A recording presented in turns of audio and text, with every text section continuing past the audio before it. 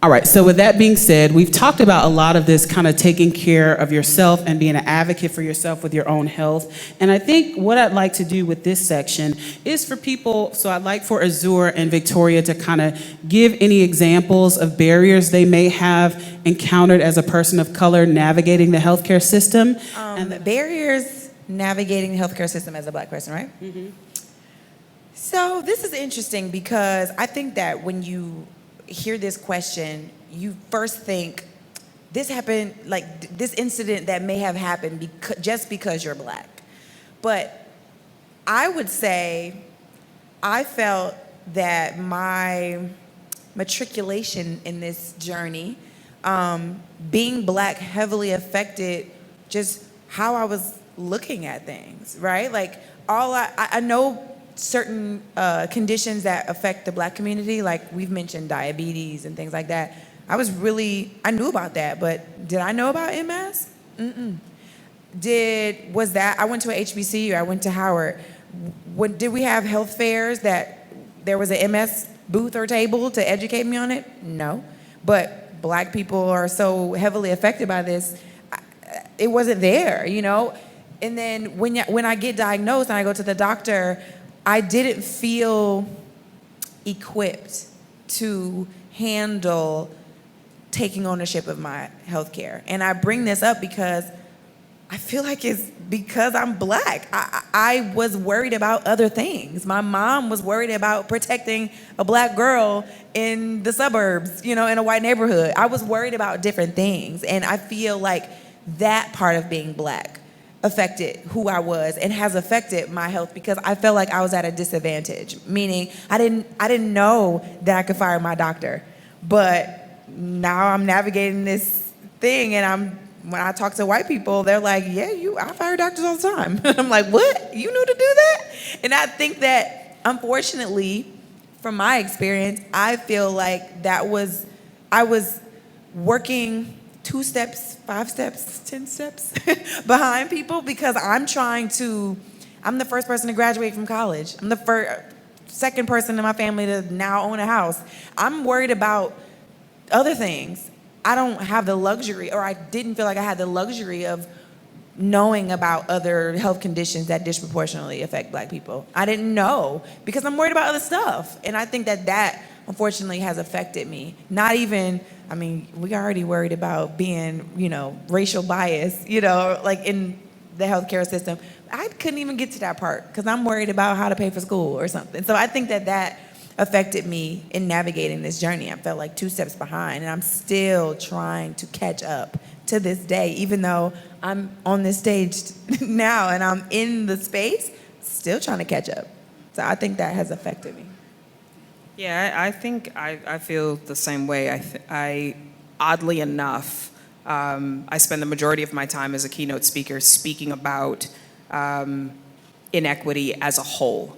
Learning about the disparity in healthcare was something that was new to me after I started working with Dr. Williams before I became her patient, because I think Victoria said that perfectly. That's a privilege.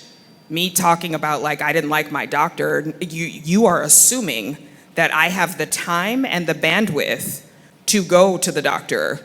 And heaven forbid, the doctor's like, can you come back? I'm like, I'm probably definitely not coming back. I don't have time to be here right now. And I hope no one's billing me because you didn't even say anything, so I'm leaving.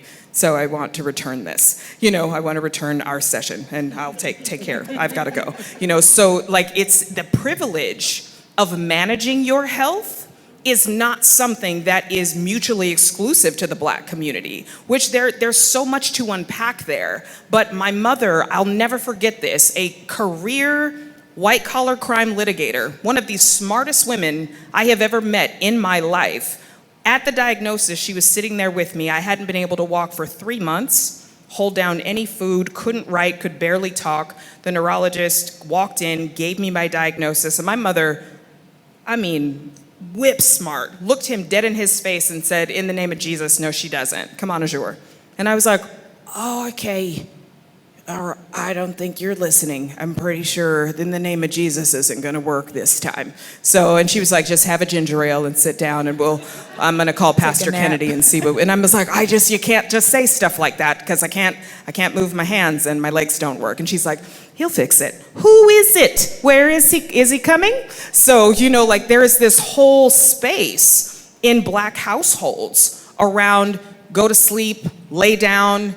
Well, my legs hurt and your grandma's legs hurt and you see what that, and your grandfather, I mean, had we had time to, and I was like, here we go. And then you head down the whole lineage of carrying your ancestors. And I was like, I have a really bad headache. Well, I mean, I'm sure the Lord had, I was like, here we go. So it's this whole thing about having the access to have the time to be invested in that, to think about, am I overly anxious? Should I get a therapist? Do I have a learning disability? I was diagnosed with ADHD in 2020, and being on medication for that has changed my life. I mean, it has changed everything that I do, because that's not a conversation in Black households. It's just, oh, she's bad. He's a bad seed. He needs to sit down. Like if they looked at what was happening synaptically, like in the minds of young children of color, there's probably something there to that too, but we don't have the space. Vic, like, I'm pretty sure I've never clocked that. You don't have the privilege of even thinking about it. And it's beautiful today to be like, I'm worried about making sure I own 4 companies, so I'm worried about payroll and making sure we meet what we need. But prior to that, it was, I don't feel like being pulled out of my car and getting racially profiled today. I'm from Los Angeles. I have been sat on the curb many times. At moving to Atlanta and hearing Dr. Williams say before she allowed me to be her patient that she's never not known that she could be a neurologist, sitting on stage with 3 Black female brain doctors, I have never had a Black physician. So those numbers don't shock me. And now I feel a little bit bad, Vic, that we didn't help out with the 2%. Yeah, we didn't help So that felt a little should've embarrassing. just went to medical school, 'cause, I was I going to mean, just you say just in the always middle of knew it, we'd and be now doctors. we've decided Victoria and I will be going to school together to help out also. But that was a whole lie because I'm not going. But I just think like there's so many stories. There's so many roadblocks that keep us from getting to this part. So hopefully we can help in our spaces, help people get here a little bit faster.